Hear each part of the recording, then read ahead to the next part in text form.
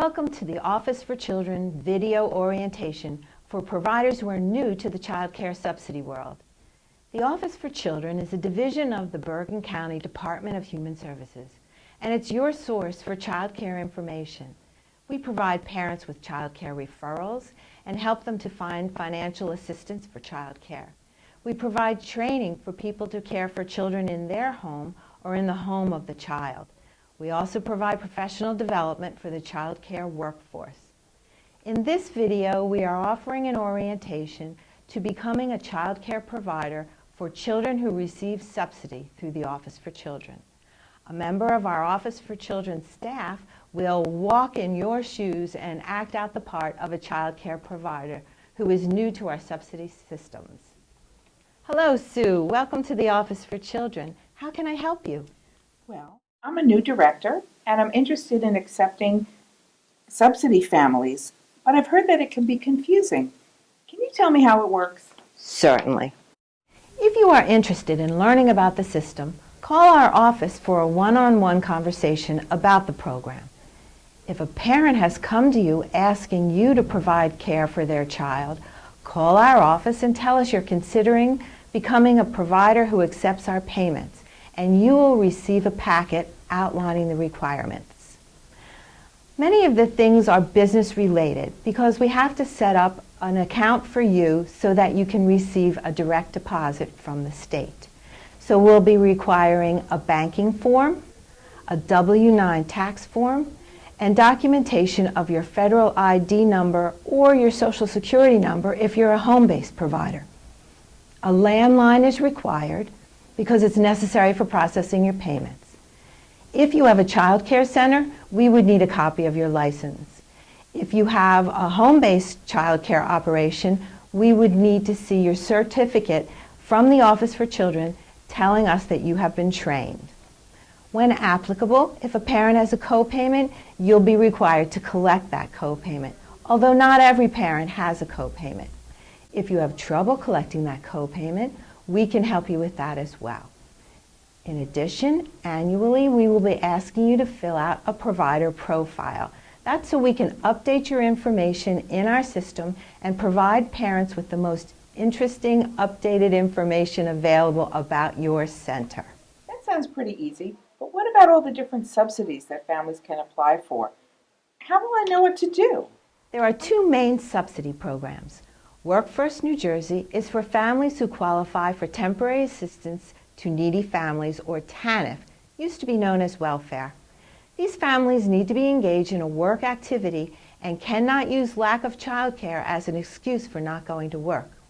The Office for Children receives a referral from the Board of Social Services whenever a parent who receives TANF needs child care. Work First New Jersey staff then check with different providers to see who has a vacancy and can take the child.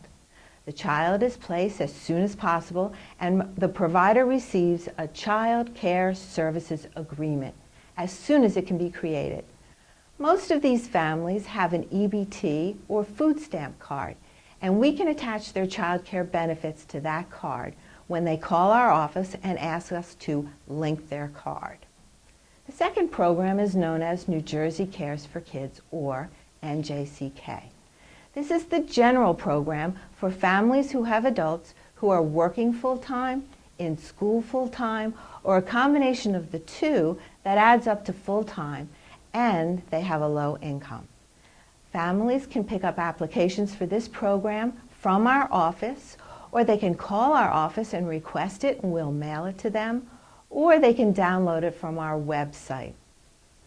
Once parents complete the application and submit it to the Office for Children, we process it in date received order and determine whether or not the family is eligible for child care subsidy. If they are approved for subsidy, then we send them a packet containing a lot of information and the parent-provider agreement, which is really a contract. Parents have their choice about who will provide care for their child.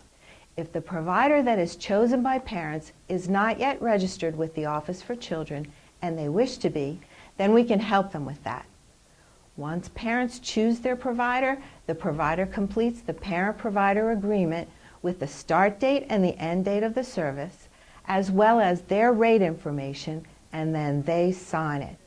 Parents' obligation is to return that agreement to the Office for Children.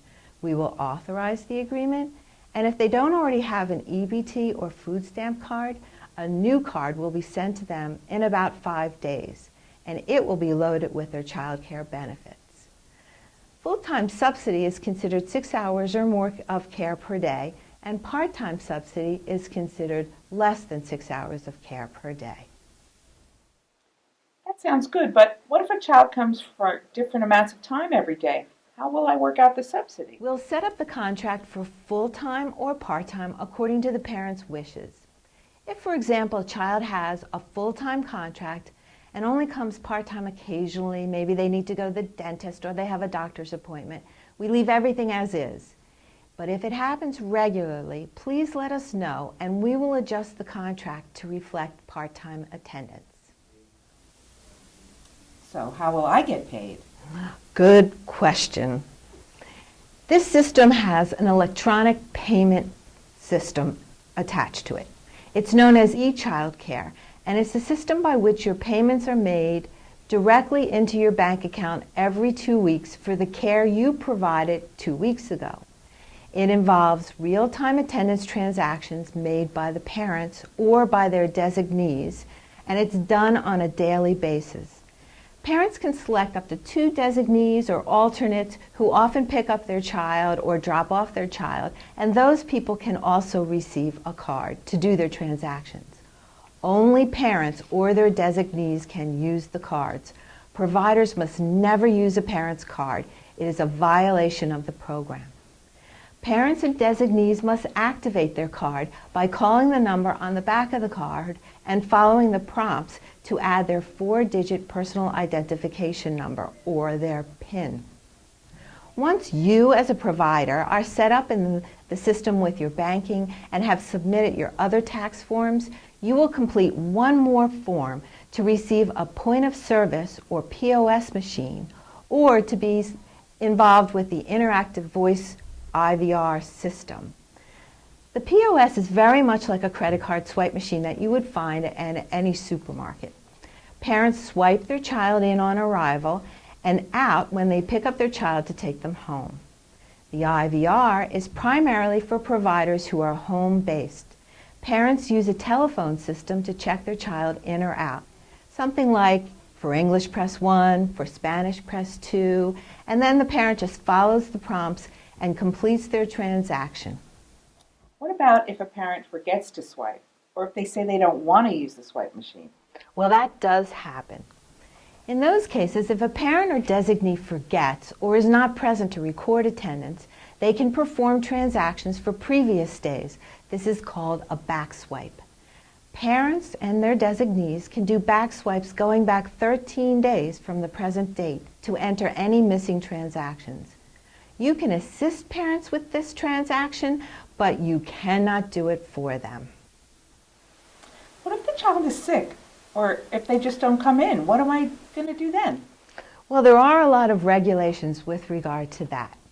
If a child is sick or absent for some other reasons, parents can call the number on the back of their card from any telephone to report the child sick or absent.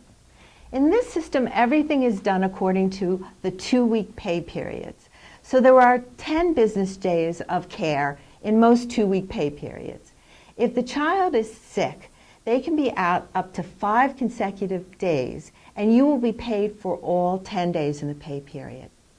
If they are sick the 6th day, in a 2-week pay period, you're paid for 4 of the 10 days. If they are sick for 7 consecutive days, you'll be paid for 3 days of that pay period. So it goes on like that. If a child is absent for other than sickness, say grandma's here and they're kept home to visit, or parents are going on a vacation, then if child is absent 2 days, you'll be paid for all 10 days. If they're absent for 3 days, you'll be paid for 7 days. If they're absent for 4 consecutive days, you'll be paid for 6 days. And that's the way it works. If they miss the back swipe period entirely, you still need to be paid. So you can submit a manual attendance log. It takes a bit longer to be paid with the manual attendance log, but you would fill out the log and put P for present, S for sick, and A for absent on the form. These logs need to be submitted no later than 60 days after the period you serve the child and needs to be for a good cause. For example, you could tell us that the parent did not receive their card yet and couldn't swipe in, or that you were having trouble with your machine, or that your technical line went down. You need to tell us why parent isn't swiping. This does not replace the parent's obligation to check in and out daily. That sounds a little confusing. How will I know? Is there a way to know what's going on with the parent swipes or how my payments are coming along? Actually, there is. There's a very user-friendly way to check everything about your contract with the Office for Children. It's called the Provider Portal, and you can see everything right on your own computer. You can see which children are authorized to be in your program. You can see all of the parents' transactions, and that's a good time to try and correct errors that parents make on their transactions. You can also see all your payment details. Office for Children can help you register for the Provider Portal, and we offer one-on-one training in using the portal. Call our office and ask for the eChild Care Specialist for an appointment for training about any aspect of eChild Care. I'm aware that the cost of living in Bergen County is really high compared with some other counties in our state. Do we get a special subsidy rate because of that? Every provider in the state of New Jersey is paid the state maximum rate, regardless of what their cost of care is. The state maximum rate is composed of the daily amount you get from the parent's transactions, plus the parent's copay if they have one.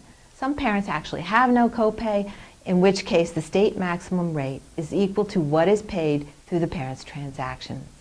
That copay is established by our software and will be evident on the Provider Portal. Parents are required to use their card daily for transactions and actually can be in danger of losing their subsidy benefits if they do not. We want to make sure you are paid for your work. We need your help in identifying parents who do not use their cards. It is to your advantage to have everyone using their cards.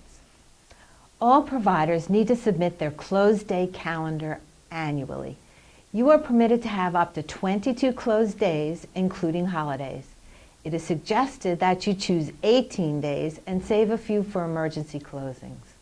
You will be paid for those closed days automatically if you submit the calendar prior to the closed day. Once the closed day has passed, we cannot enter it into the system and you will not be paid. A helpful closed day calendar form is on our website. Are there any training requirements for me and my staff? Well, actually there are, and you may remember some of them from your Office of Licensing inspection, but it's very important for you to comply with the training requirements, especially the health and safety requirements. We want to be sure that all of our child care programs that accept children with subsidy are of the highest quality, so training is very important. All providers of child care and their staff must complete and submit the Child Abuse Record Information Background Check Form, or their CARI form. Providers in license centers must ensure that their staff has been fingerprinted for criminal background checks. First aid and CPR training is required and must be renewed every 2 years. Professional development training on the prevention of infectious disease, child immunization records, medication administration, evacuation plans, and more are required at a minimum. All are available through the Office for Children and are very reasonably priced. Listings of trainings and how to register is all available on the Office for Children website. According to the Office of Licensing, all of your staff members who work for you at least 20% of the operating hours must complete at least 10 hours of continuing staff development each year. The director, head teacher, group teacher, and program supervisors must complete at least 20 hours of staff development each year. Home-based providers also need 20 hours annually. All of the required training topics are provided by the Office for Children. Currently, all child care staff is encouraged to register with Professional Impact New Jersey, or PING. And eventually, PING registration will be required. PING maintains the New Jersey Registry, which is an online database to record and recognize a person's education, training, and work experience in the field of early childhood education. So, Sue, do you have any other questions? Not that I can think of right now. You've really covered so much, and I really thank you. I'm looking forward to becoming a provider that accepts subsidy families. Well, that's great. And there really is a lot of information. I want to thank you for your interest in serving Office for Children Families. Please contact us if we can be of further assistance.